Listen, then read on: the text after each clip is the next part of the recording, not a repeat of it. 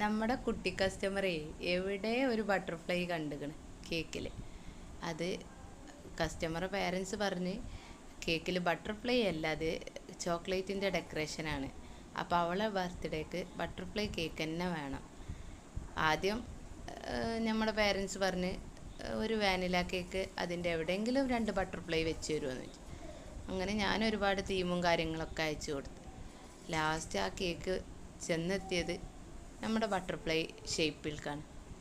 ഞാൻ പറഞ്ഞു ചെയ്തുതരാമല്ലോ. നമ്മളെ കുഞ്ഞുങ്ങൾ എന്തെങ്കിലും ആഗ്രഹം പറഞ്ഞാൽ പിന്നെ അവരെ ഇഷ്ടത്തിന് വേണ്ടിയിട്ടൊക്കെയല്ല നമ്മൾ ഈ ഫീൽഡിലേക്ക് ഇറങ്ങിയിരിക്കുന്നത്. അതുകൊണ്ട് നമ്മൾ ചെയ്തു കൊടുത്ത് ഒരു ബട്ടർഫ്ലൈ. ഇത് നമ്മൾ ഫസ്റ്റ് ടൈം ആയിട്ടൊന്നല്ല കേട്ടോ ചെയ്യണത്. നമ്മൾ കുറേ വട്ടം ഈ ബട്ടർഫ്ലൈ ഷേപ്പിൽ കേക്ക് ചെയ്തിട്ടുണ്ട്. കുറച്ചൊരു മെനക്കെടാണ് ഷേപ്പ് ചെയ്തെടുക്കാനും എല്ലാം.